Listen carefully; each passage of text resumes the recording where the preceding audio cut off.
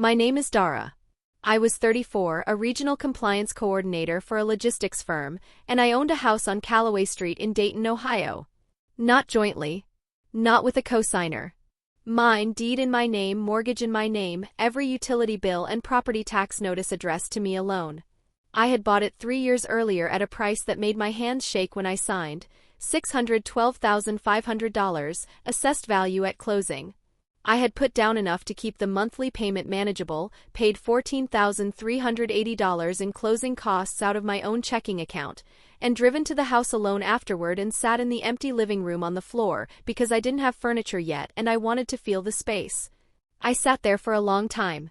The afternoon light came through the front window at a low angle and striped the hardwood in sections. I pressed my palm flat against the floor and thought, this is mine. Not a lease.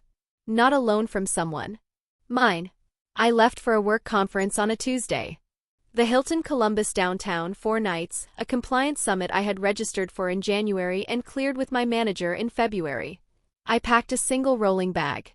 I set the thermostat to 68. I locked the front door, tested the handle twice, and drove to the highway. The last thing I noticed before I pulled out was the steel threshold strip I had cut and nailed across the front doorway the first weekend I owned the place. The seam where the old tile met the new hardwood, one clean line that I had done myself with a borrowed miter saw and a rubber mallet. I noticed it because the morning light hit it at an angle that made it look like a ruled margin on a page. I had not always owned things. Growing up, ownership in my family was a fluid concept. My parents, Helene and Gerald, had a specific way of treating any resource in their orbit as collectively available. Not maliciously, I used to think, just reflexively. A car I saved for at 17 became the car Gerald used for his weekend errands. A checking account I opened at 21 saw 3 unexplained withdrawals over 14 months that Helene described as borrowing. I never pressed hard on either. I was the youngest, the one who kept the peace, the one who understood that making an issue of things meant becoming the difficult one. I had learned, without anyone saying it plainly, that raising a concern meant absorbing the cost of the concern, that the discomfort of objecting would belong to me alone while the thing I'd objected to remained unchanged. When I bought the Callaway Street house, they came to the closing. I had not invited them. They arrived because Helene had called my real estate agent directly. She still had the woman's card from a holiday party and asked what time she should be there. I found out when I walked into the conference room and saw them seated on one side of the table. My agent looked at me with an expression I recognized as apologetic. I sat down. I signed.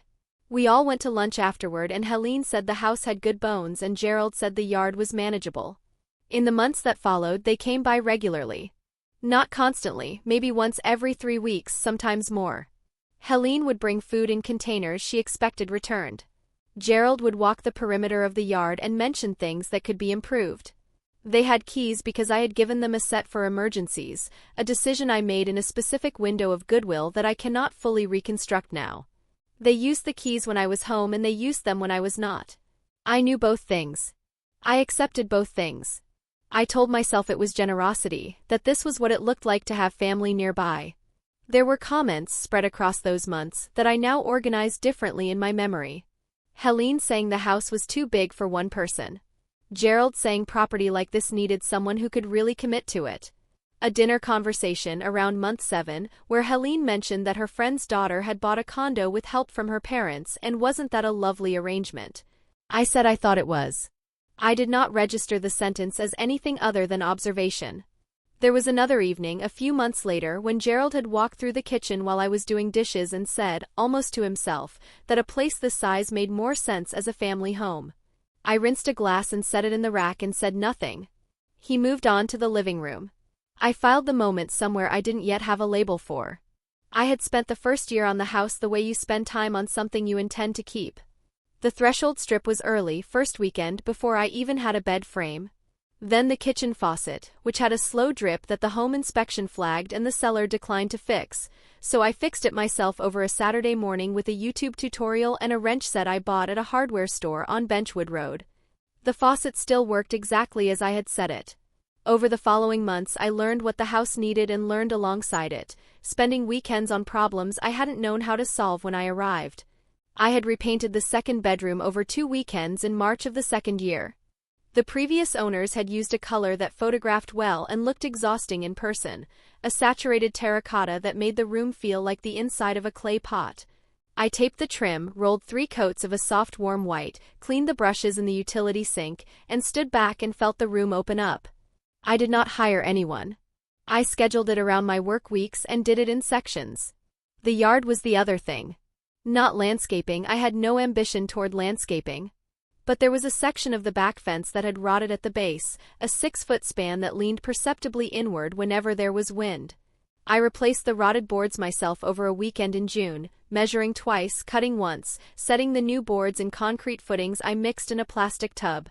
My neighbor on the east side, a retired teacher named Yvonne, watched from her garden and said I had done it correctly. I thanked her. The fence did not move again. My parents had been present for none of this work. They had been present for meals in the kitchen after it was done, for holiday gatherings in the repainted second bedroom, for a Sunday afternoon in August when the fence was already solid and Gerald walked along it and said it looked like it would hold. I said yes. He nodded. He did not ask how it had gotten that way. What I had built in that house was not a renovation project. It was a record, a specific, continuous, documented record of attention. Every repair was in my name. Every receipt was in a folder in my home office. Every improvement was tied to my time, my money, my learning curve. I had not done any of it expecting credit. I had done it because it was mine. My phone started ringing at 9:14 p.m. on Thursday. I was in the hotel room, still in the clothes I had worn to the afternoon session, reviewing notes on my laptop. I saw my mother's name and let it go to voicemail. Then my father called. Then Helene again. Then a number I didn't recognize. Then my brother, Derek, who lived in Cincinnati and called me approximately 4 times a year. Then Helene again. By the time I looked at the screen properly, it was 11:47 p.m. Friday, and I had 73 missed calls. I sat on the edge of the hotel bed and played my father's voicemail first. Dara, it's Dad. Call us back. We need to talk through some things about the house. We made a decision and we think when you hear the reasoning you'll understand. Call us. I called my mother. Oh good, she said. I was worried you weren't getting our messages. I was in sessions, I said. What happened to the house? There was a pause. Then Helene said, we transferred it. I did not speak. We had to make a decision, she said. The property taxes were coming up, and your father and I have been talking for a while about how the house is really too much for one person, and we found a buyer who wanted to move quickly. The paperwork needed signatures and you weren't available, so your father signed. He signed my name, I said. You were at a conference, Dara. We couldn't reach you. You reached me 73 times. Don't be dramatic. Her voice was still warm in that specific way that had always made me feel as though the content of what she was saying was incidental. We did what made sense. The buyer is a nice family. The price was fair. What was the price? A brief pause. That's something we can discuss when you're home. Mom, what was the price? Dara, you are being very ungrateful right now. We handled a complicated situation while you were unavailable. That deserves some acknowledgement. I did not respond to that sentence. I let it sit in the air between us. Your father did the best he could, she said. Put him on, I said. There was a shuffle. Then Gerald's voice. Dara. Dad. Did you sign my name on a property transfer document? I have power of attorney. Something went still in my chest, not anger, not disbelief, not anything I could name directly, just a kind of settling like a bubble level finding zero. No, I said. You don't. There's a document. There is no document, I said. I have never signed a power of attorney in your favor. If there is a document with that language, someone created it after the fact. Silence on his end. Who is the buyer? I said. That's a detail we can. Who is the buyer, Dad? Gerald said a name I didn't recognize. He said it carefully, the way you say a name you have been rehearsing. When does the transfer complete? I said. It may already be filed, he said. What does that mean, May? We submitted the paperwork on Friday morning. Your mother and I thought. I'll call you back, I said. I ended the call. I sat on the edge of the bed for approximately 40 seconds. My hands were steady. My brother Derek had texted, you should probably call Mom and Dad. They're saying you're being difficult. I set the phone face down on the bedspread.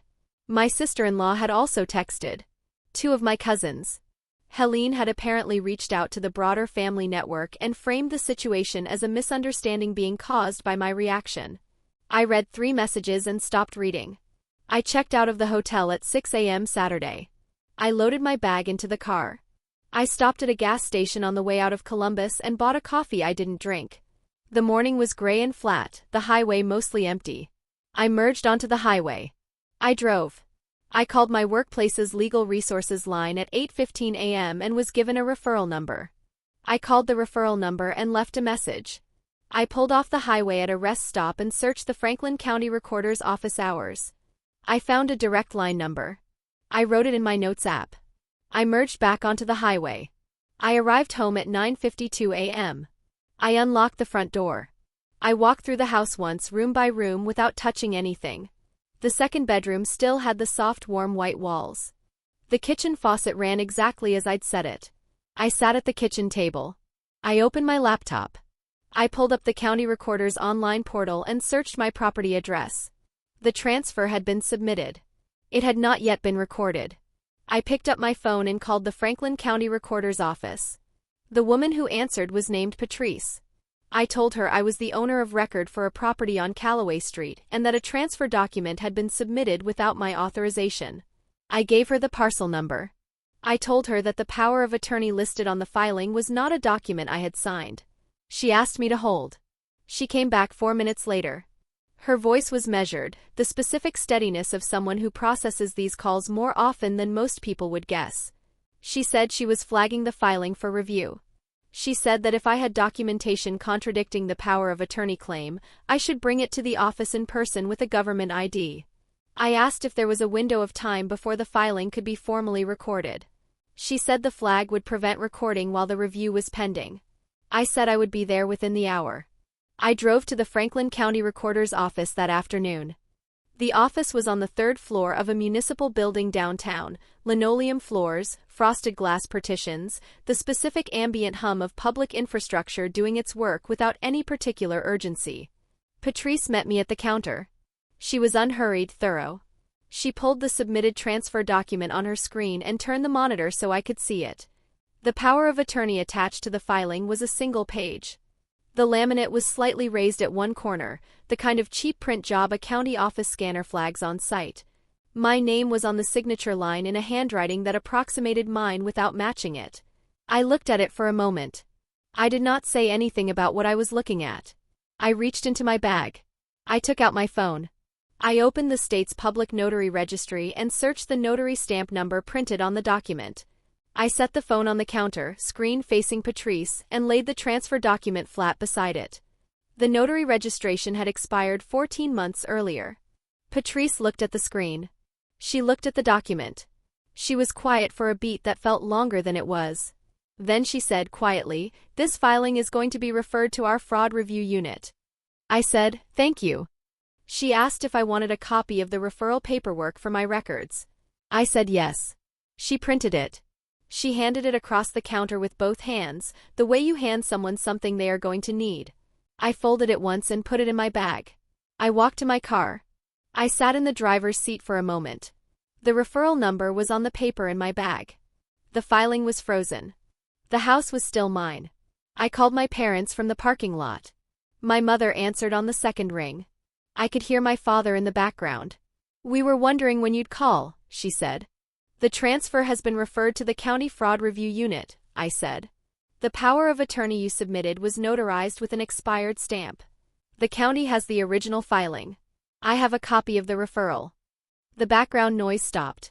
"Dara," my father said. He had taken the phone.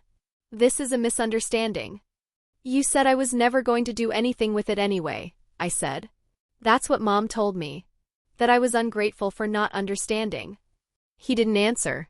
"You signed my name," I said. "On a document you created. With a notary who wasn't current. I didn't raise my voice once in that phone call last night. I'm not raising it now. But I want you to understand what comes next, and I want you to hear it clearly. Dara. The recorder's office has the filing. The fraud unit has a referral. My name is still on the deed. That's where this stands." I ended the call. I sat in the parking lot for another minute. There was a tree at the edge of the lot, a pin oak, and a small bird was working at something in the bark. I watched it for a moment. Then I started the car. That was 14 months ago. I still live on Callaway Street. The house is still mine, the deed, the mortgage, the property tax notices. The fraud review process took 11 weeks. The transfer was voided. The buyer, whoever Gerald had been dealing with, withdrew quietly. No charges were ultimately filed. The county's determination was that the submission had been withdrawn before recording, which narrowed the legal exposure. My parents retained an attorney who sent me a letter in month 3 suggesting the situation had arisen from a miscommunication. I did not respond to the letter. This morning I replaced the weather stripping on the front door. It was a 20-minute job. Peel the old strip, press the new one into the channel, run your thumb along the edge to seat it. When I finished, I stood on the threshold and felt the door close flush, that small resistance of a seal that holds. Beneath my feet was the steel threshold strip I had cut and nailed myself, years ago now, the seam between the old tile and the new hardwood. It had not moved. I had not moved either. My brother Derek texted twice in the weeks after, once to say he hoped things settled down, once to forward a message from my mother asking if I would be at Christmas. I didn't reply to either. My sister-in-law sent a card in December. I read it and put it in a drawer. Helene called once, for months after the fraud referral. She did not mention the filing. She asked if I was doing all right, in the specific warm tone she uses when she has decided that an event has passed. I said I was fine.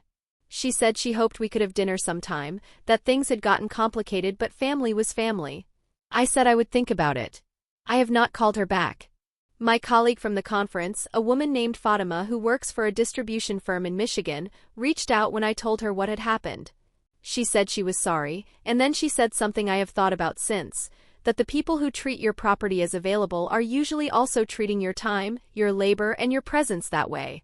I wrote that down. I look at it sometimes. What I know now is that the house was always going to be contested, not because it was valuable, but because I had it and they had decided their claim on me extended to what I held. The fraud unit's referral didn't change that belief in them. But it documented mine. If this happened to you or something close to it, you already know it's not really about the property. Share this if someone you know needs to hear that. I went back inside. I set my tools on the kitchen counter.